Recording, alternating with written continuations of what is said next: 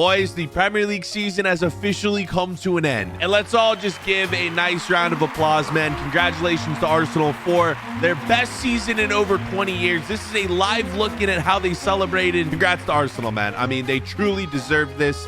Yeah, one more time. I'm going to just give them a round of applause. You two at home should as well. A lot of talk this year for second place. This is the Weekly Dab of Football. Roll the intro.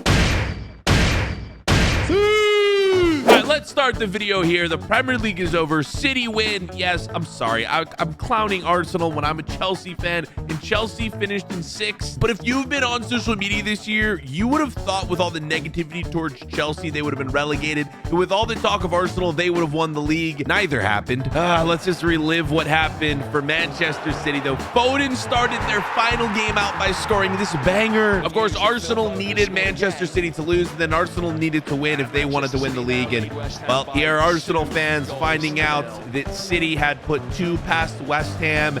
And yeah, this is the moment that Arsenal fans basically realized they were not winning the league. There it is, Manchester City. I mean, congratulations. They are by far the best club in the Premier League, man. I mean, with the talent that they have, Foden, Haaland, KDB. I will say, not quite sure how they haven't been deducted points for financial fair play, but man, I don't know the rules at this point. But City won, man. They went crazy celebrating in the locker room. There's a, well, that's a shirtless Kevin De Bruyne. Yeah, Rodri. I mean, what a player Rodri is, man. I mean, Haaland. We all know Haaland. He won the Golden Boot this year. And now check this out. Man City with 8 Premier League titles. Man United have 13. Could City catch United? And then, yeah, Chelsea are in 3rd place with 5 Premier League titles. Then it's Arsenal with 3. Liverpool, Leicester, and Blackburn each with 1. Oh, I think I kind of forgot to roll the Inside the Premier League segment intro, so roll that now. Yeah, we're inside the Premier League. We're kind of doing a season in review here. Let's start with this Haaland Golden Boot. We already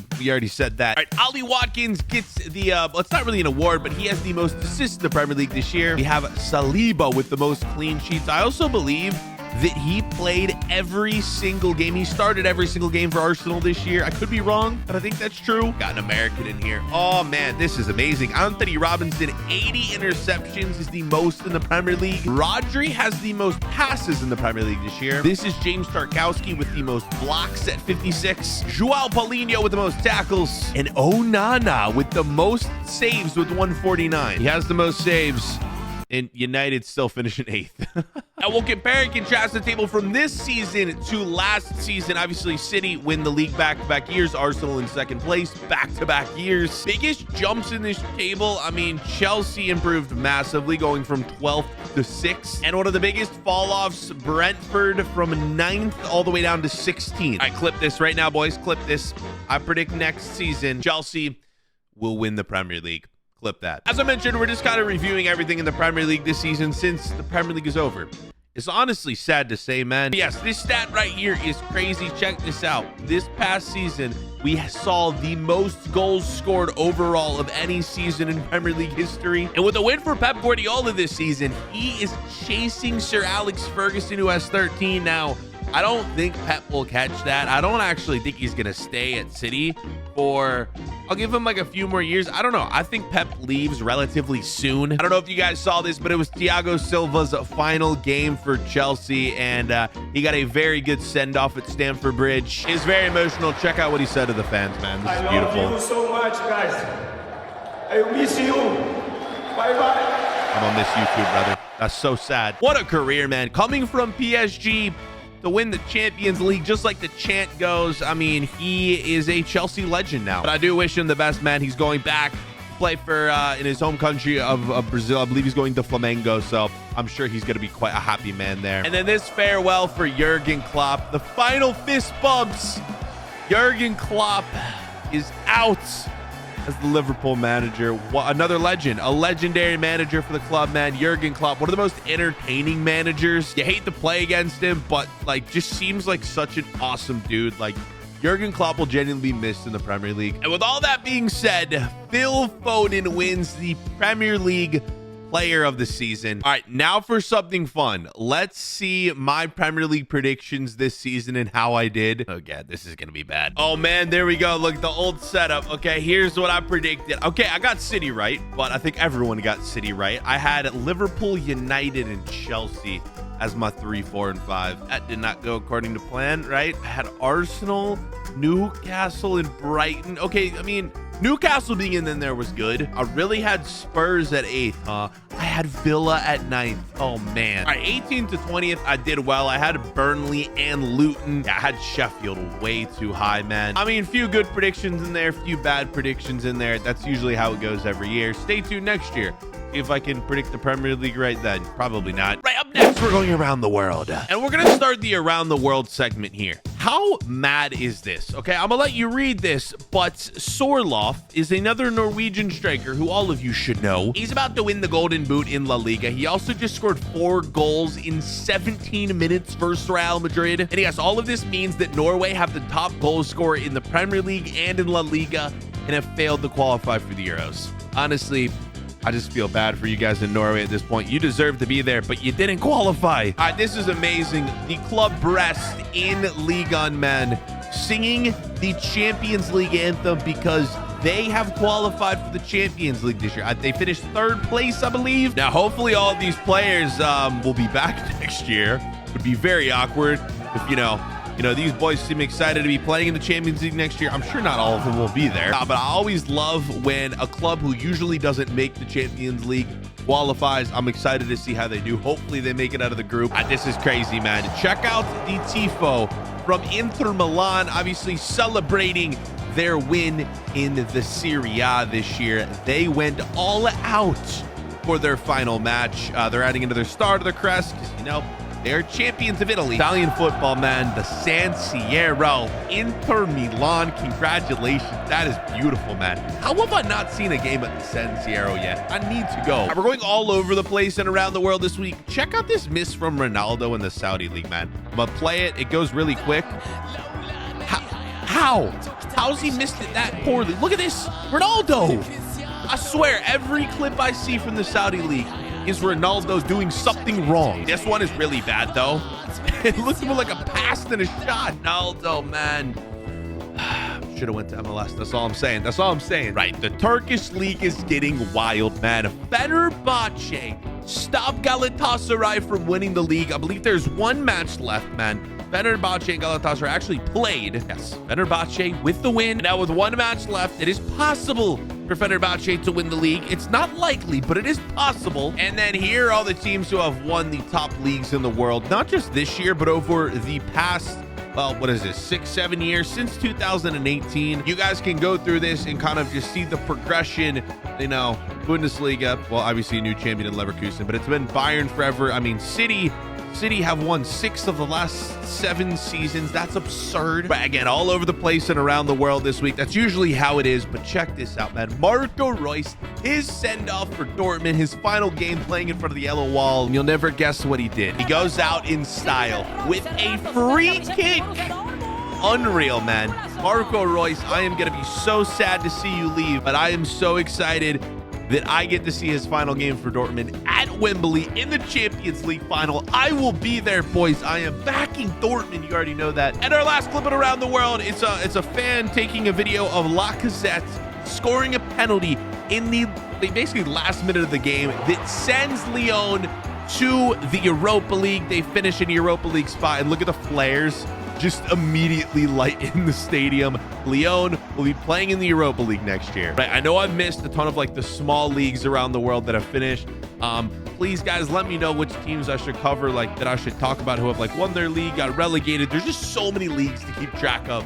So please let me know in the comments. We're gonna do probably like one final wrap-up episode to end the season after the Champions League. So yeah, right, on to the next segment. And yes, it is 60 seconds in America. Roll the timer. We are starting with this, man. The USA have released their lineup for not the Copa America just yet. These are the 2 friendlies leading up to the Copa America, but this will most likely be the Copa America roster right here. I mean, you got Pulisic, you got McKinney, you got Haji, right? Who else do we have in here? Yunus Musa, Gio Reyna, not Reyno. Not sure why I've just said it like that. But this team win the Copa America. It will be very difficult to beat Argentina and Brazil, but I'm not saying it's impossible. Speaking of Argentina, this is the squad that they'll be bringing to the friendlies and most likely will be bringing to the Copa America. Messi is in there. So, yeah, I mean, it was basically already confirmed. Messi's going to be playing in Copa America. Just give me USA versus Argentina in the final. That would be the best thing ever. We would probably get smacked. But again, anything can happen. All right, this was the highlight of the week in MLS. A raccoon found its way onto the field in the New York City FC versus Philadelphia Union game. This raccoon is now world famous. Look at this, man. These guys are just chasing it around with garbage cans trying to catch it. Look at this raccoon. He's got pace, man. All right, that video cuts off, but they do eventually catch it. Oh, here we go. We got commentary as well. Here we go. And they catch him. Oh, he's still going. There we go. Hey, they got the raccoon. It's kind of sad that, like, that was the most viewed clip in MLS this week. It was a raccoon, but it was pretty funny. No, but there were some amazing games in MLS this week. And let's start with San Jose against Orlando City.